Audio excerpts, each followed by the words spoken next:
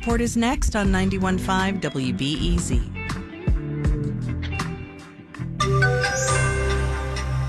Negotiating for a 4-day work week. Marketplace Morning Report is supported by Charles Schwab. Schwab offers a modern approach to wealth management with personalized financial planning to meet an investor's specific needs and the flexibility to adapt as those needs change with time.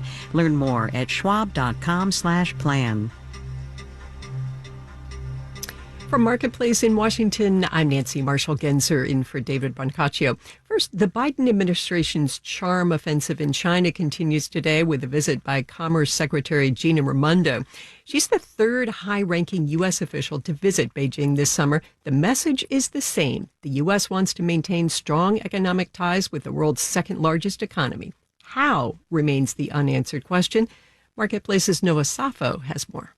In Beijing today, Commerce Secretary Gina Raimondo stood in front of a table full of healthcare and beauty products, all American-made, all sold in China.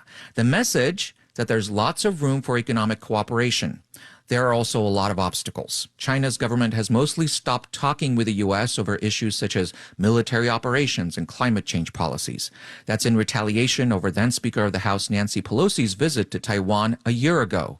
And China objects to the U.S. reshoring key supply chains such as microchip production and banning the sale of advanced chip technologies to China. Raimondo and her Chinese counterpart today both said it's important to maintain strong ties.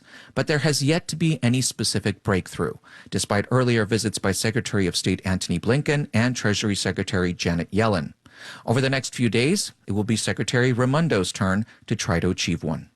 I'm Noah Safo for Marketplace. United Auto Workers voted on Friday to authorize a strike. The union is negotiating a new collective bargaining agreement with the big three Detroit automakers, Ford, GM, and Stellantis. It's important to say here that workers aren't on strike yet, but they have given union leaders the authority to call a strike if necessary. One of the UAW's demands, a 4-day work week at 5-day work week pay. Here's Marketplace's Matt Levin. General Motors, Ford, and Stellantis have all posted billions in profits on recent earnings reports. That's emboldened the UAW, says Harry Katz, professor of labor relations at Cornell. The auto companies are making significant profits because of steady sales. So the auto companies would have a lot to lose if the auto workers went on strike. Katz says the union likely has bigger priorities than the 4-day work week, wage bumps of at least 40%, restoring guaranteed pension benefits. But getting a 32-hour work week without losing pay could help the UAW handle the transition to a green economy. Sharon Block is a professor at Harvard Law School.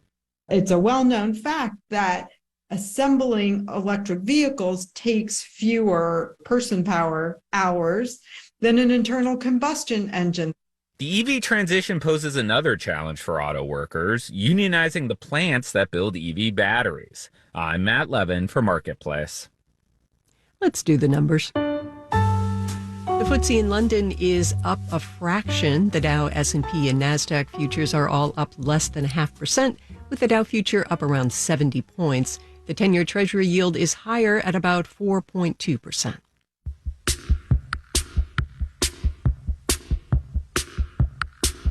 Marketplace Morning Report is supported by C3 AI. C3 Generative AI provides ChatGPT enterprise search that is verifiable, secure, and accurate across all enterprise data. C3.ai. This is enterprise AI. And by Odoo, focused on providing all-in-one open-source business management software with fully integrated applications for every business need. More at odoo.com. Lebanon is in the midst of a huge economic crisis. Inflation is in triple digits and the banking system has collapsed. The country's currency, the Lebanese pound, or lira in Arabic, is in free fall. But one industry, wine, is booming despite everything. The BBC's Hannah McCarthy reports. I'm at a wine fair in Beirut. Lebanon currently produces over 7.5 million bottles of wine every year, and for decades it has been one of the country's few successful exports. Even now, while Lebanon is going through a severe financial crisis, new wineries have been continuing to open. 3 years ago we just started experimenting with different types of grapes and varieties. But last year we actually said, that's it, let's do our own wine. So this year we're releasing our first 2 wines under Hiya. Hiya means she in Arabic. Despite the interest in Lebanese wine, power cuts and the banking crisis have created major obstacles for people like Michelle Shami, who are launching their new wines. You go to work on something and then there's no electricity. Just trying to get money out of the bank is difficult. Just so many struggles that I guess is just native to here and that people don't understand unless they've actually been here. So yeah, these are the tough things about living here and making wine here.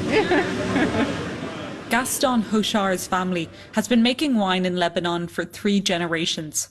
Chateau Mazar is bottled on a mountain overlooking the town of Ghazir and today can be found in stores around the world. Today we ship worldwide all the wines except the Korai, but they all exist a little bit everywhere. We're not concentrating on specific markets. Market goes down, you have other which compensate. Gaston knows all about the challenges of making and exporting wine from Lebanon. Today you have nearly 60 producers in Lebanon. It's not an easy market. It's not at all easy to export. My father used to travel 5-6 months a year.